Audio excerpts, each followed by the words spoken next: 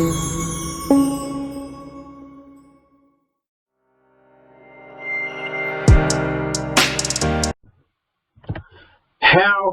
to become a millionaire automatically.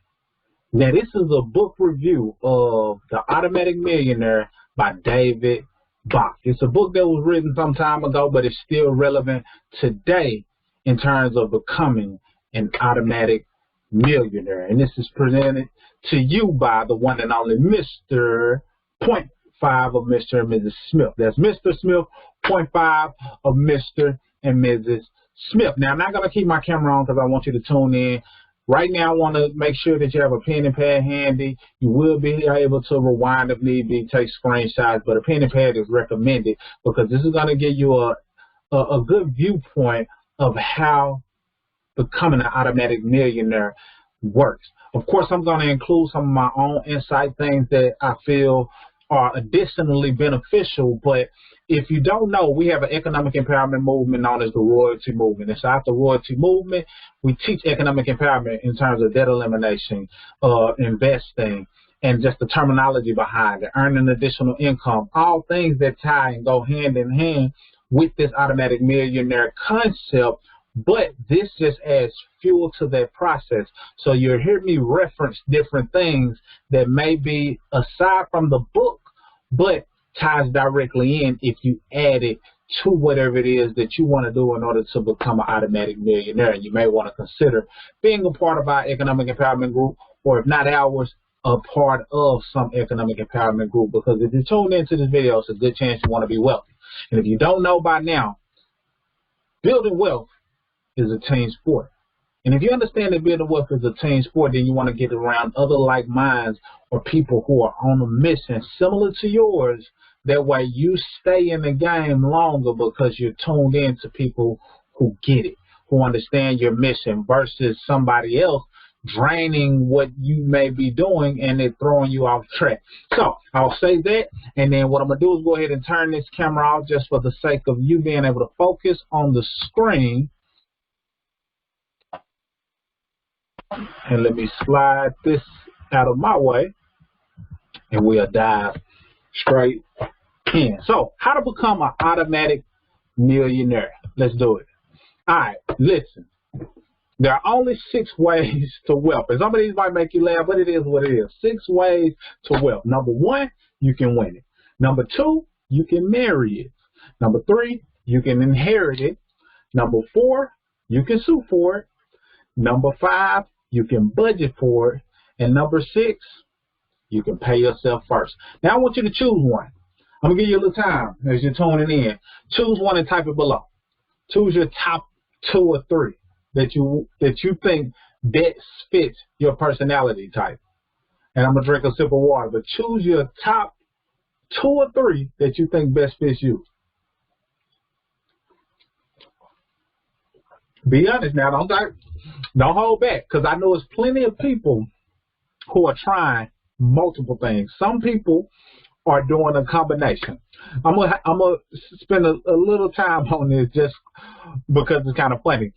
You can win it. We all know what that is. We know that there's a lot of money that's being invested into buying lottery tickets. That's them wanting to win it, them wanting to hit the jackpot, them wanting to make a certain amount of money. But when it comes to winning money, if you didn't come from money or didn't have a mindset that got you to the point of whatever that winning is, then it's a good chance you're not going to keep it. Me and my wife, we were talking recently about a different scenario, and we were just saying that a lot of times when people are blessed with the lottery, then they don't typically keep it due to the fact that they didn't mentally elevate to that level. So that's that. Number 2, you can marry it. So what does that mean? You can marry wealth. A lot of people are looking for a significant other that allows them to basically, for lack of better words, marry somebody who already has money so they don't have to do it or go through the obstacles that that person went through in order to acquire that level of wealth. Some people want to do that. You can inherit it. Now, of course, you don't want to look forward to somebody passing away and you inherit the money, but some people do that. You can sue for it. There are lawyers and things in place already who help people sue for large amounts of wealth. You can budget for it.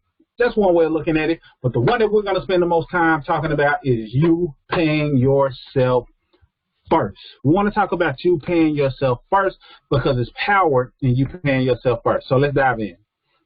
Now, these are the rules to live by and just questions to kind of ask yourself. The rules. Throw out the budget. And I know that might be kind of stepping on the toes of many people who believe in a budget. Now, don't get me wrong. I get budgeting plays its part. But a lot of people don't stick to a budget. They're not committed. It's not fun. They feel like people want control. They don't like to feel controlled. And budget kind of makes you feel as though you're being controlled. So if you feel like you're being controlled, it's a good chance you might not stick to it. So throw the budget out. We got a different route. Be like the government and pay yourself first. It was an interesting story that was inside this book where they basically said that many people, or the government used to allow people to pay their taxes at the end of the year. But what happens is when it came time to pay those taxes, the government would end up coming up short because many people didn't have the money that they were supposed to pay for taxes at the end of the year. So the government flipped the script and said, you know what? We're going to make sure we get ours off the top. And that's why we're in the scenario that we're in now, which people are getting their money taken from their paychecks right from the beginning.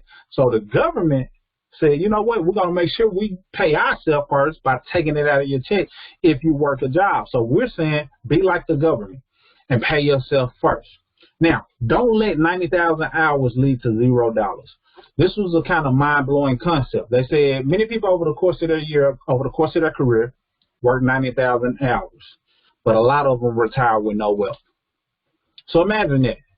You work 90,000 hours, but you retire with no wealth. You put in all of these hours, all of these years, all of these months, weeks, days, but you retire with no wealth. So don't be that person who works all of your life and don't put nothing towards your future. Next up, pick a percentage, and any percentage will do. So we'll get into what the percentage is. Basically, a percentage of your income. Any percentage will do. Start where you can, because sometimes this terrifies people to have to give a certain percentage. And I'm saying pick a percentage. The author of this book, the initial percentage that they picked was like 1%. So if you have to start with 1% of your income, start there, and you'll realize later that you can do without that amount. It'll be not too long before you realize, you know what? I can do without this amount. I'm living without this 1%. Let me bump it up to 2%. Let me bump up to 5%. Let me bump up to 10%. And then you want to automate it. Now, let's continue those rules. It's not what you make. It's what you spend. See, a lot of times people think it's how much money they make. I've been of that thought process as well. But it's not how much money you bring in. It's what you do with the money. Then you also want to understand you want to own a home. And I'm going to go as far as saying own property, own some type of real estate. Because some people don't believe you should buy a home. Some people believe you should rent where you stay and own where you rent out. Basically, if you're going to live there, rent it, pay rent so you can have somebody else taking care of the maintenance. But if it's somewhere you're going to own, rent it out to people who are going to be paying you rent. That's a whole nother conversation. But you want to own some type of real estate, some type of property, and we'll dive into the reasons why it makes sense to do so. Then you want to pay it off ASAP. And I'll talk about a mortgage hack closer to the end of the presentation where you'll just be able to see the power in paying it off sooner so you can be in control and the banks aren't making as much money off of you as they thought they were going to do. Then next, you want to pay credit cards off in full. If you're in a position to where you have a low credit card balance, at the end of each month, you want to pay it off in full because that not only helps your credit, but it also keeps you from avoiding the rabbit hole of being in credit card debt. Now, if you're in credit card debt, then we'll dive into how to go about tackling that debt. But get in the mindset of knowing that you want to pay your credit cards off in full. Next up, here's some questions that you kind of just want to ask yourself. Is your income helping you become more or less free? I'm going to say that again. Is your income helping you become more or less free? Here's what I mean. A lot of times people make a little bit more money and they acquire a little bit more debt.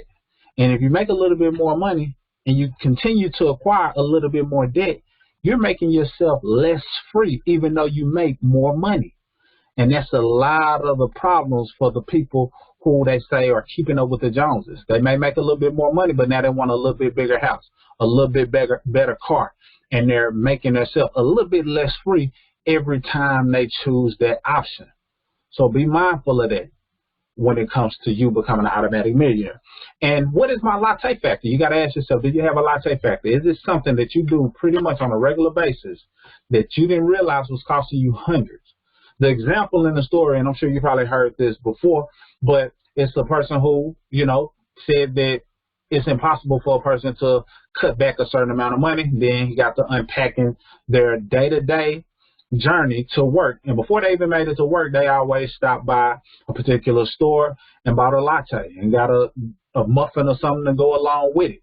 And if you add that up, and they didn't even include how much they were spending on lunch and different things when they stopped on the way back from work and all of that, just on the way, they were buying a latte and they were spending over $5 a day just going to work. So $5 a day times 5 days out of the week was $25. $25 times 4 weeks out of the month is $100 out of that month that could have been going towards them becoming an automatic millionaire, even though that same person said that it's impossible for them to get wealthy. Then the math was broke down on how $100 can go a long way. So the question to you is, what is your latte factor?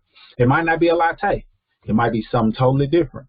But figure it out and address it, because there may be an opportunity for you to become an automatic millionaire. The next question you want to ask yourself is, do I already make enough money to become rich? You see, statistics show that most people already earn enough income to become rich. But like I said, it's not what you make, it's what you spend. So that means that what you do with it will determine whether or not you become rich. And it might be a chance that somebody who makes the income that you make right now has become rich off of that same income. I remember seeing a video, and it was an older gentleman. I want to say he was about in his 70s. And somebody was interviewing him, and basically they said, listen, you mean to tell me you got this amount of money in your investments? It was over $1 million or whatever the case may be. And they were like, and you never made more than this dollar amount per year? And that dollar amount that he had never made more than was like $16,000. He never made more than $16,000, but some kind of way he became a millionaire. And he got connected with the right people who was able to educate him and create a testimony out of his scenario. But the question is, if you make more than $16,000, there's a good chance that somebody else has become a millionaire off of the income that you already make. So do you already make enough money to become rich? Let's keep going. Now, this is between you and you. I can't force you to do this. I can't make you do this. I did it, but I just want to put it out there. You got to, for starters, make the commitment. It's never too late. I know sometimes people feel as though it's too late to get on that journey, but it's not. Because the moment you think it's too late, you automatically give up before you even start. And that's what happens with many people. Many people quit before they even start. So can you even quit if you never even started? You know what I mean? So you got to make the commitment. So you just fill in this, and you might want to write this down. I, blankety blank, promise to pay myself first starting on this date because I deserve it. You see, you first got to understand that wealth is your birthright. Abundance is your birthright. We were born into a world of abundance through a creator that's abundance, and not to get spiritual or, however you want to look at it, but you just got to understand that it's your birthright and you deserve it. So that being said, own it. Whether you believe it or not, it starts with first saying it, and then one day you'll believe it. Now, no, work at least 1 hour a day for yourself. Work at least an hour a day for yourself. Now, what do I mean? You see, many people, remember I made that mention of 90,000 hours has gone into work over a person's career. But guess what? That person has $0 in savings. So that means if you work 8 hours a day, of that 8 hours, is at least one of it worth giving to yourself? Just at least one of those hours. Is it at least worth giving to yourself? Because if not, you're working for all of the debts that you owe and the people that you got to pay money to. So at least work an hour out of the day for yourself, and that's called paying yourself first. Let's keep going. Make it automatic or else. So if you're going to pay yourself first, you want to automate it. You want to automate putting your money towards savings and investment. We're going to spend some time on investments right after this slide, but we'll spend some time on saving as well. But you want to automate it, meaning you want to make it automatic. And this is easier for a person who works a job because the job usually has different things that can allow you to automate the process. A lot of times that's something that you can do as it relates to your job. So let's make it automatic.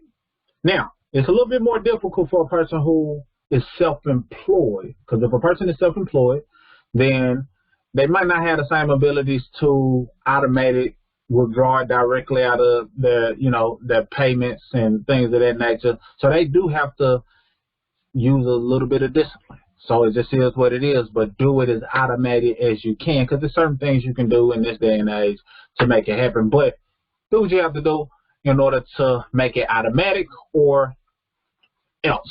Let's go further, shall we? Now, these are the ways / types of accounts to automate your percentage. Now, like I said, you can use any percentage, whether you start with 1% or 10%, and then get to a point to where you're living off of less of your income or a lower percentage of your income than most people. I know people who are wealthy and well off, and they live off 40% of their income, meaning that other 60% is being invested. So they're building like crazy because they're that serious. But they might have started with just 1%. So don't get caught up in the percentage that you start off with. The point of the fact of the matter is just start. So here are some types of accounts that you can automate your percentage to. Pre-tax and or tax-deferred retirement plans, meaning you can have more than one. I'm not going to dive into the details. In our economic empowerment group, we have access to pretty much a great, wealth building video that dives into these in great detail.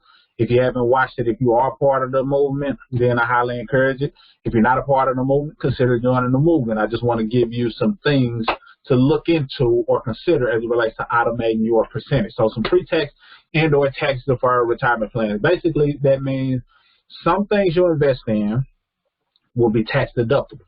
So if you invest $12,000 a year, you can deduct that $12,000 that you invest because it falls under the tax-deferred method or the pre-tax method. Tax deferred.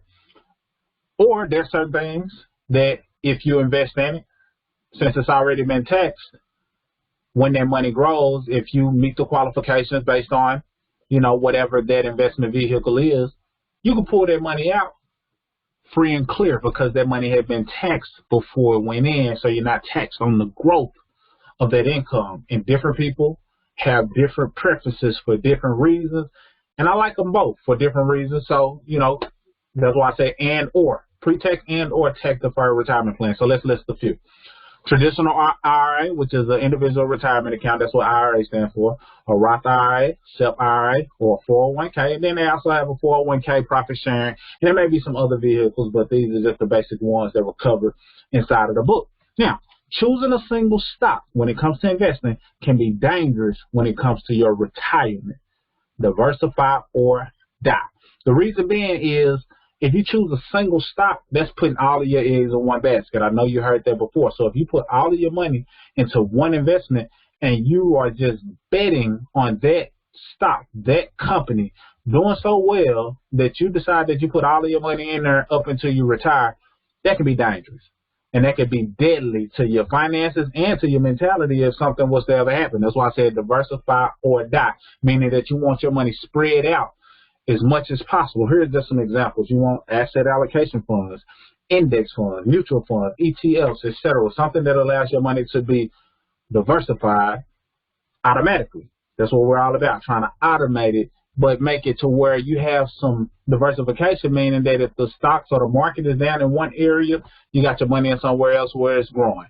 Now, people take chances and invest in single stocks, but usually they know what they're doing, and that's not where they're putting their retirement. That's just where they're trying to grow their income during their working years.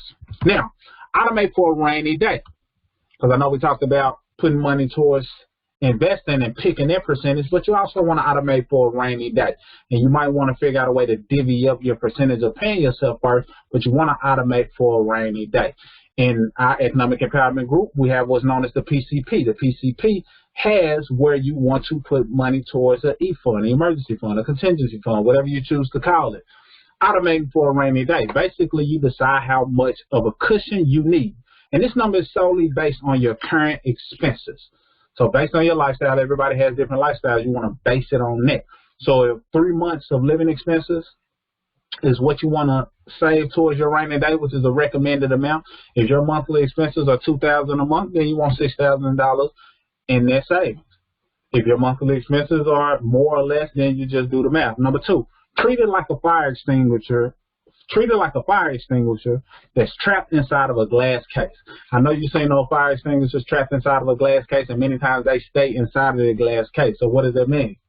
The only time that glass case will get broken or shattered is if it's an actual fire. So you want to treat it like it's a fire extinguisher. It's trapped inside of a glass case, meaning you won't touch it unless it's a fire, unless it's a real deal emergency, not because, you know, you wanted to do some extracurricular or whatever the case may be. You want to do your best. And I know it's easier said than done. Don't get me wrong. We've dipped in certain funds and different things, so trust me, I get it.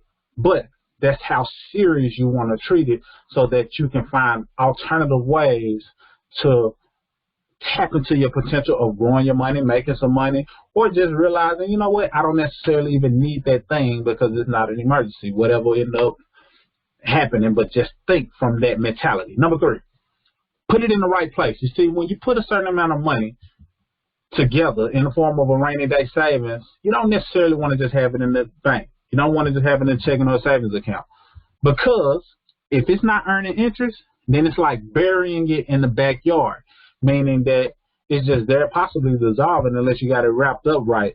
So you want to make sure you're putting it somewhere in the right place that gives off some great, safe rates. This is not where you're putting, you know, your money in hopes that it grows to a large amount, just some safe rates, because the thing about getting some safe rates is you can access the money rather easily if you need it. A couple of days you can get it. You know, depending on what institution you use, you may be able to get it pretty quick. And that's the goal. But you want it somewhere where it can at least be growing in interest and possibly offsetting inflation. You know, so that's a whole other conversation. But here's some examples.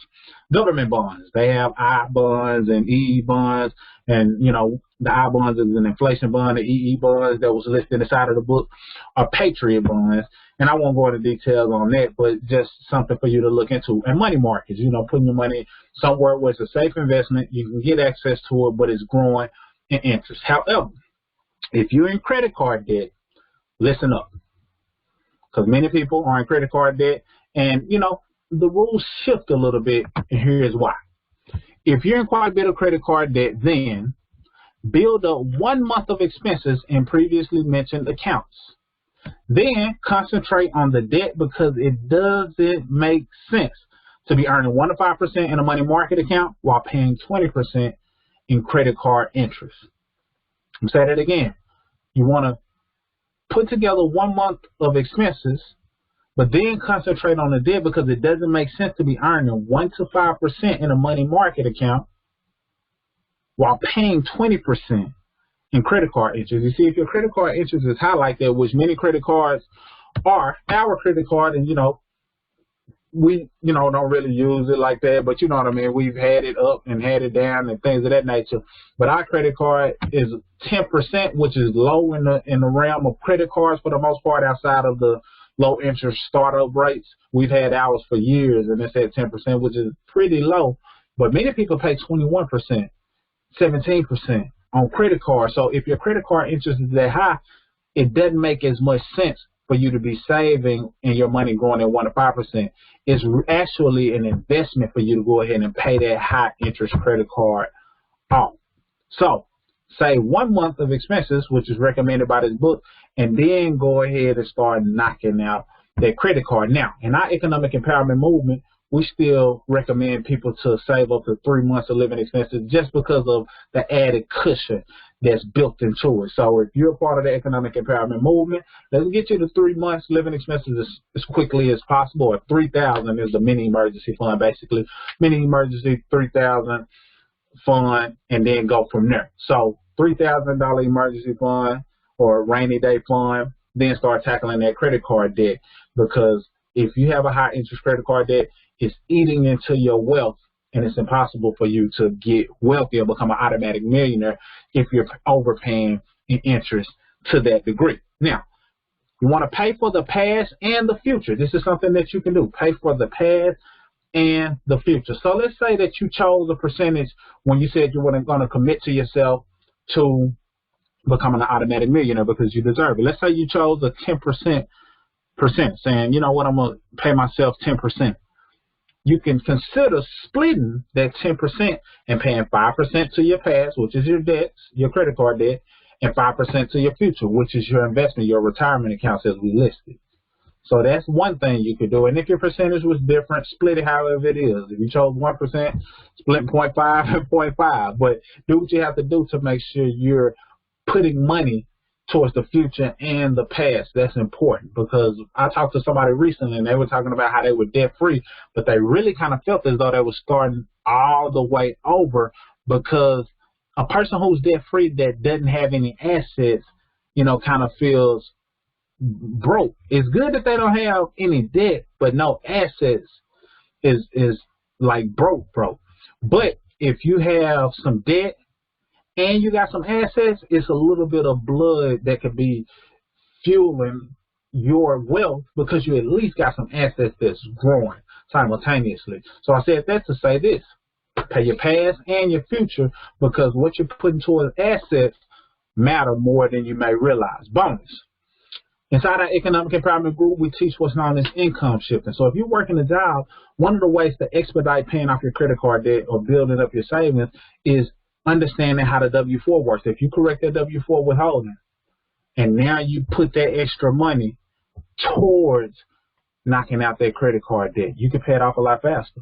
You put it towards that rainy day fund, you can get there a whole lot faster. And you want to snowball it. So if you have multiple credit cards, you start off with that lowest balance, pay it off, and then that amount that you was putting towards that, you jump to the next credit card, pay it off. That's called snowballing, because it allows you to gain some momentum. Because if you aim at the biggest card, sometimes people get discouraged before they even complete the largest card. So if you just knock off a $100 credit card balance, $500 credit card balance, and you just keep snowballing, it gives you that momentum, and you're able to use the strategy of income shifting to build some real wealth. Just to kind of throw that out there. Now, in addition to that, I want you to do this.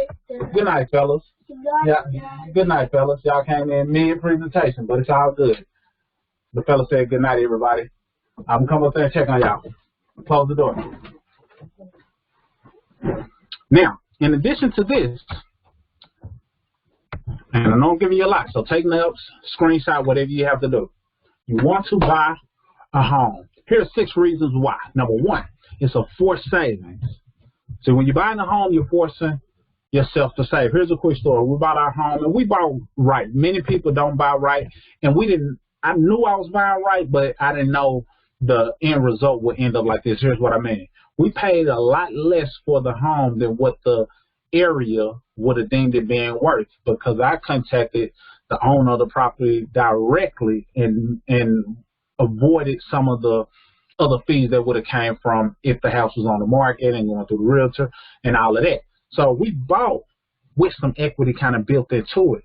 Fast forward 2+ years later, or about 2 years later, we got over $30,000 in equity in the home. So buying a home, it kind of forces you to save, because many people, when they buy their home, each payment is at least opening up the opportunity to have some more equity in your home. Now, that's not our scenario is not the case for most people.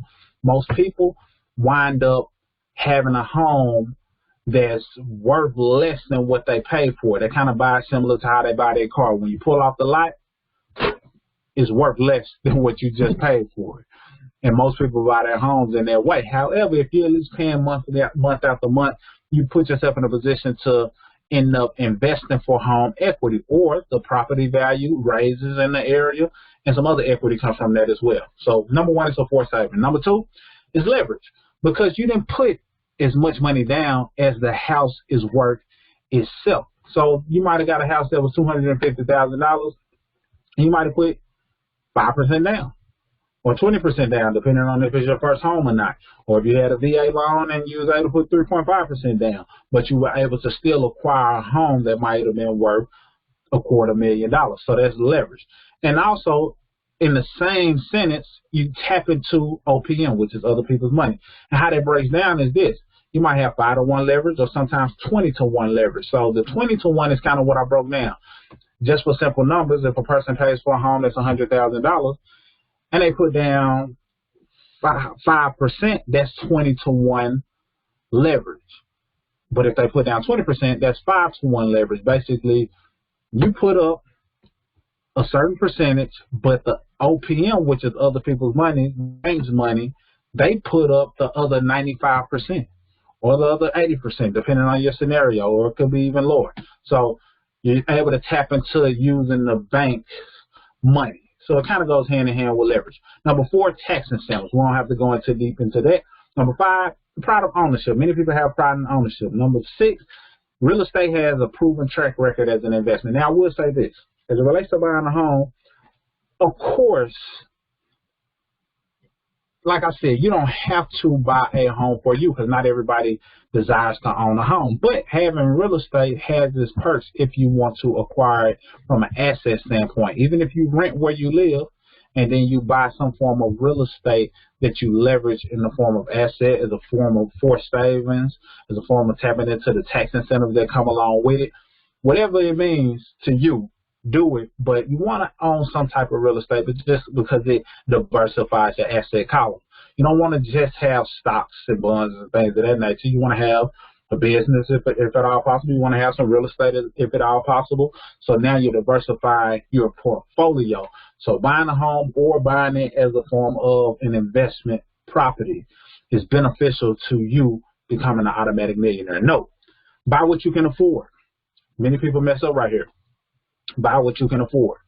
A key rule of thumb is 29% of your gross income. So if you make $100,000, and this might seem crazy, if you make $100,000, then you want to make sure that you are buying based on the 29% of your gross income.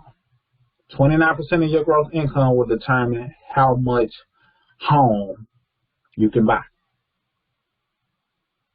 That just keeping it honest, 29% of your gross income. And I won't get into the formula, but basically make sure you don't overbuy in terms of your home when it comes to how much you got to pay on a month-to-month basis. That's what it's based on. It's not saying you only, if you make $100,000, you buy a $29,000 home. No, that's not feasible. But based on a month-to-month basis, you want to spend 29% of your gross income should be going towards your home. So if you make $1,000 a month, 290 of it should be going towards your home.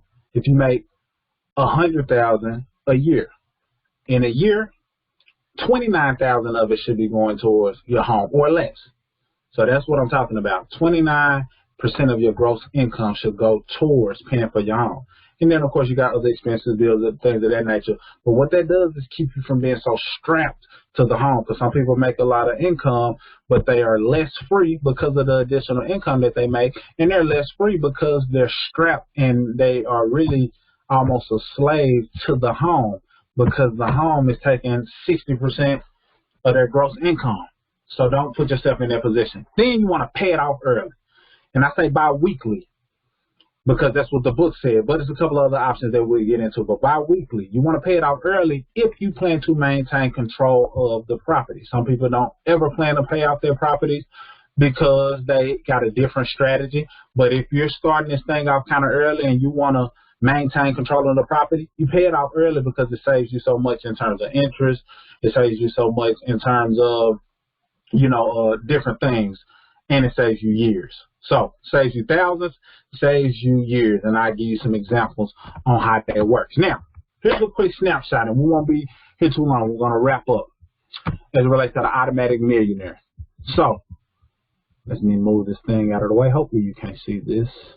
We got the automatic millionaire versus the average Joe. But here's a snapshot. Now, fee versus no fee. As it relates to automatic and paying bi-weekly on your home, there may be some type of fee involved in order for you to automate that process. I'm not sure. But make sure you understand this. Automating every 2 weeks may cost a fee, but remember, don't be penny wise and dollar foolish. Don't avoid the minimum as it relates to how much you might have to pay out in order to make this thing automatic, and be dollar foolish not realizing how many thousands you save. So here's a fee-free option, or 2 fee-free options. Add 10% to every mortgage payment. That's number 1. Or pick 1 month out of the year and make a mortgage payment twice. Those are 2 options. You can add 10% to every mortgage payment or pay 1 month out of the year twice. Just 2 options. So consider both of those. Now, this is how that looks. By year 3, if this, and this is based on a $250,000 home. So say these 2 people, automatic millionaire and average Joe, bought a $250,000 home, $250,000. By year 3, the automatic millionaire owes $236. The average Joe owes $243. By year 13, the average Joe owes $204,000 on the home. The automatic millionaire owes $160,000.